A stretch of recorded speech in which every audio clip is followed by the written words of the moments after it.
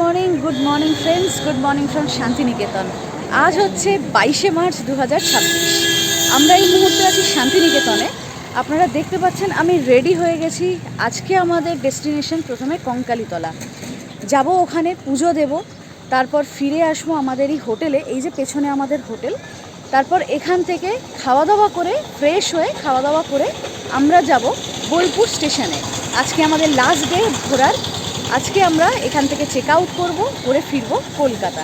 তো দেখা হচ্ছে কঙ্কালীতলায়। বোলপুর শান্তিনিকেতন থেকে কঙ্কালীতলার ডিস্টেন্স কিন্তু অনেকটা। প্রথমে প্রান্তিক স্টেশন ক্রস করতে হয়, তারপরেও 20 থেকে 25 মিনিট যেতে হয় টোটো করে, তারপরে পৌঁছানো যায় কঙ্কালীতলায়।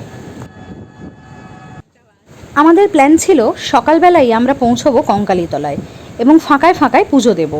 সকালবেলা সেই জন্যে আমরা হোটেল থেকে তাড়াতাড়ি বেরিয়েছি। রাস্তাঘাট বেশ ফাঁকা এবং বৃষ্টি হওয়ার জন্যে ওয়েদারও বেশ সুন্দর ছিল। তো আমরা এখন পৌঁছে গেছি কঙ্কালীতলায়। এই দাদার দোকান থেকেই আমরা পুজোর ডালি কিনেছিলাম। 101 টাকার ডালি, 151 টাকার ডালি এবং 200 টাকার ডালি, এইভাবে বিভিন্ন রকম রেঞ্জের ডালি আছে। এছাড়াও এখানে প্রচুর দোকান আছে, যে কোনো দোকান থেকে চাইলে আপনারা ডালি কিনতে পারেন। আর যে দোকানে ডালি কিনবেন সেই দোকানেই জুতো খুলে রাখার ব্যবস্থা আছে। তো আমরা বন্ধুরা মিলে ডালি কিনে এখন চলেছি পুজো দিতে। পুজো দেওয়ার লাইন দেখুন দূর থেকেই দেখা যাচ্ছে। প্রথমে আমরা ভেবেছিলাম যে হয়তো মন্দির ফাঁকা হবে, কিন্তু তারপর দেখলাম যে না, মন্দির কিন্তু বেশ ভিড়। তো আমরাও পুজো দেওয়ার লাইনে দাঁড়িয়ে পড়েছি। এই লম্বা লাইন ঘুরতে ঘুরতে মন্দিরে ঢুকবে। তো লাইনটা অল্প অল্প করে এগোচ্ছিল, পুরো স্ট্যাগনেন্ট নয়, তো যার ফলে আমরাও লাইনে দাঁড়িয়ে পড়ি। প্রায় 45 মিনিট লাইনে দাঁড়ানোর পর ফাইনালি আমরা গর্ভগৃহে ঢুকলাম এবং পুজোও দিলাম। পুজো দিয়ে বেরিয়ে দেখলাম ভিড় আরও বেড়ে গেছে।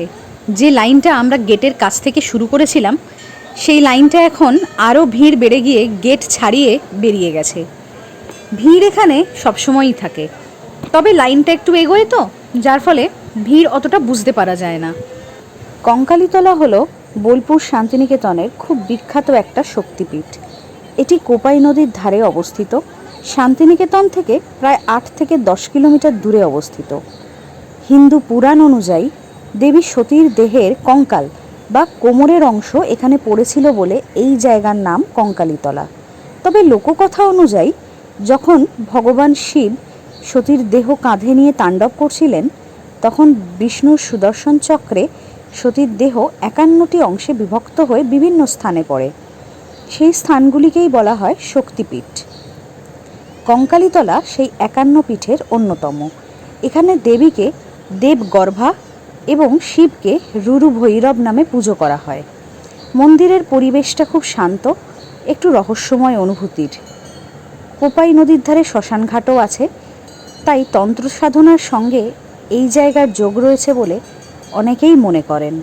বিশেষ করে অমাবস্যা ও কালী পুজোর সময় এখানে প্রচুর ভিড় হয়। মন্দিরের পাশেই অবস্থিত এই পুকুরের জায়গাটিকে মানুষজন খুব পবিত্র মনে করেন। এখান থেকে জল নিয়ে অবশ্যই একবার মাথায় ছিটিয়ে নেবেন। কঙ্কালীতলায় দেবীর বা সতীর কোমরের অংশটি পড়েছিল, কিন্তু বাকি 50টা অংশ কি তার একটা বিবরণ মন্দিরের গায়ে অঙ্কিত আছে। তো সেই জায়গাটি আমি এখন আপনাদের সবার সামনে তুলে ধরলাম।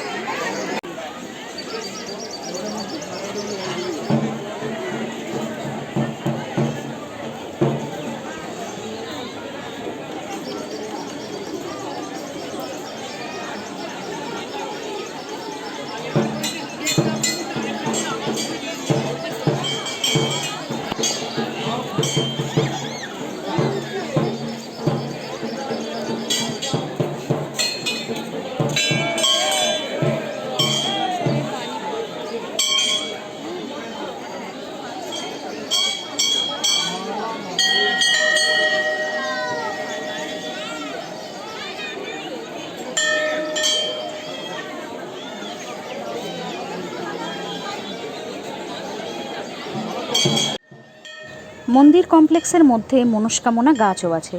চাইলে নিজের মনস্কামনা পূরণ করার জন্যে লাল কাপড় এই গাছে অবশ্যই বেঁধে আসতে পারেন।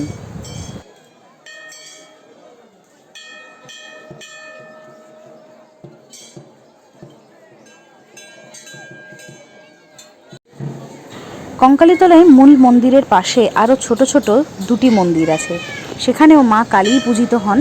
তো সেই দুটি মন্দিরও আপনাদের দেখিয়ে দিচ্ছি।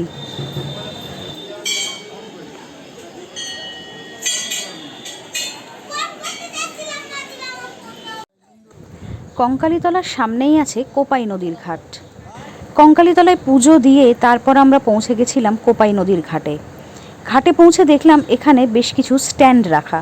হতে পারে সন্ধেবেলার দিকে এখানে সন্ধ্যা আরতির ব্যাপার থাকতেই পারে, তবে আমরা গেছিলাম সকালবেলার দিকে, তাই তখন আরতির কোনো কিছু এখানে হয়নি।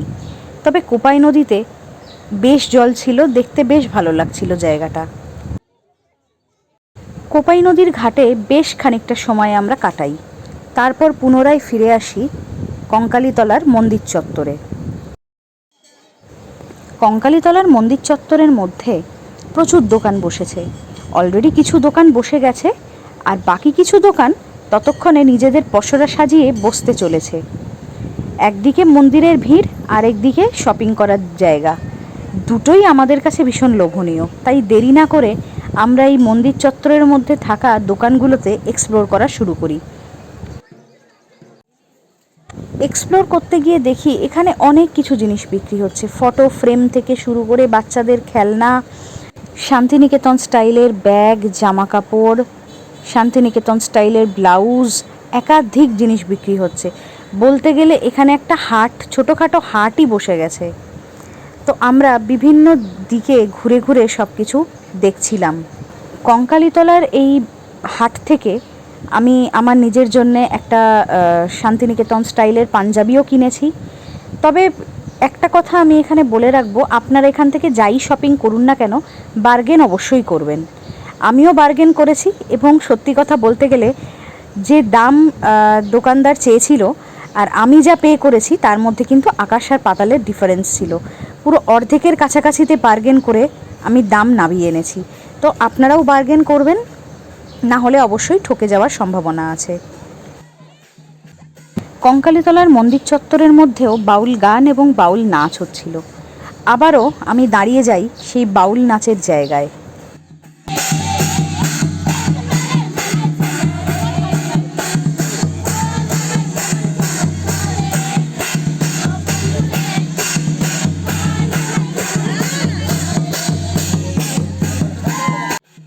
যাই হোক, বেশ কিছুক্ষণ বাউল গান বাউল নাচ এনজয় করে এরপর আমরা আস্তে আস্তে মন্দির চত্বর থেকে বেরিয়ে আসি, কারণ আজই আমাদের ট্রেন, তো ফিরতে হবে কলকাতা। তো তাই আর বেশি সময় নষ্ট না করে আমরা বেরিয়ে পড়ি কঙ্কালীতলা থেকে আমাদের হোটেলের পথে। সেখানে রেস্ট নেব কিছুক্ষণ, খাওয়া দাওয়া করব, তারপর আমরা বেরোবো বোলপুর শান্তিনিকেতন স্টেশনের উদ্দেশ্যে। কঙ্কালীতলা থেকে পুজো দিয়ে মোটামুটি আমরা হোটেলে ফিরতে ফিরতে আমাদের বেজে গেছে 11টা। দিয়ে আমরা রেস্ট নিয়ে ফ্রেশ হয়ে এবার আমরা রওনা দিচ্ছি স্টেশনের উদ্দেশ্যে, বোলপুর স্টেশন। আমাদের প্ল্যান ছিল একটু তাড়াতাড়ি আমরা বোলপুর শান্তিনিকেতন স্টেশনে পৌঁছবো, কারণ বোলপুর শান্তিনিকেতন স্টেশনের অপোজিটে আছে গীতাঞ্জলি রেল মিউজিয়াম। তো আমাদের প্ল্যান ছিল ওই রেল মিউজিয়ামটাকেও এক্সপ্লোর করা। গীতাঞ্জলি রেল মিউজিয়ামে প্রবেশ করার একটা ফিজ ছিল, যেটা 30 টাকা পার পারসন। গীতাঞ্জলি রেল মিউজিয়ামের মধ্যে ফটোগ্রাফি ভিডিওগ্রাফি অ্যালাউ ছিল না, তাই যত ভিডিও আমি করেছি সবটাই রেল মিউজিয়ামের বাইরে থেকে। তো এই রেল মিউজিয়ামের কথাই বলি, এখানে রবীন্দ্রনাথের ব্যবহৃত বিভিন্ন জিনিসপত্র এখানে সংগ্রহ করে রাখা আছে। গীতাঞ্জলির কপি, যেটা রবীন্দ্রনাথ নিজের হাতে লিখেছিলেন, তার কপি রাখা আছে, এবং রবীন্দ্রনাথ শেষবারের মতো যে ট্রেনে করে কলকাতা ফিরেছিলেন সেই ট্রেনের কামরাটা এখানে রাখা আছে। বিভিন্ন জিনিস রবীন্দ্রনাথের বিভিন্ন সময়ে ব্যবহৃত হওয়া, সেগুলো এখানে রাখা আছে। তো এই রেল মিউজিয়াম ঘুরতেও আমাদের প্রায় 1 ঘন্টার ওপর সময় লেগেছিল। প্রত্যেকটা জিনিস আমরা খুঁটিয়ে খুঁটিয়ে দেখেছিলাম, এবং রবীন্দ্রনাথ সম্পর্কে অনেক নতুন কিছু জিনিসও জানতে পেরেছিলাম। এতক্ষণ আমরা ঘুরলাম বোলপুর পুরোটা আপনাদের দেখালাম। একটু আগে আমরা ঘুরছিলাম গীতাঞ্জলি রেল মিউজিয়ামে। ভিতরে ফটোগ্রাফি ভিডিওগ্রাফি অ্যালাউ ছিল না, তো আমরা করতে পারিনি, কিন্তু আমরা ঘুরেছি।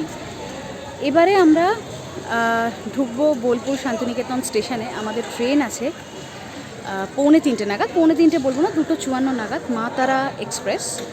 তো একটু পরে আমরা ঢুকবো শান্তিনিকেতন স্টেশনে। তো এবারের ভিডিও এখানেই শেষ করছি। খুব তাড়াতাড়ি দেখা হবে অন্য কোনো ডেস্টিনেশনে। তো still then stay tuned with Riyanka's diary channel. তো এবারের শান্তিনিকেতন সিরিজ আপনাদের কেমন লাগলো? যদি ভালো লেগে থাকে তাহলে চ্যানেলটি সাবস্ক্রাইব করে অল নোটিফিকেশান অন করে রাখবেন, যাতে এই চ্যানেলে কোনো ভিডিও আপলোড হলে তার নোটিফিকেশান খুব সহজে আপনাদের কাছে পৌঁছে যায়।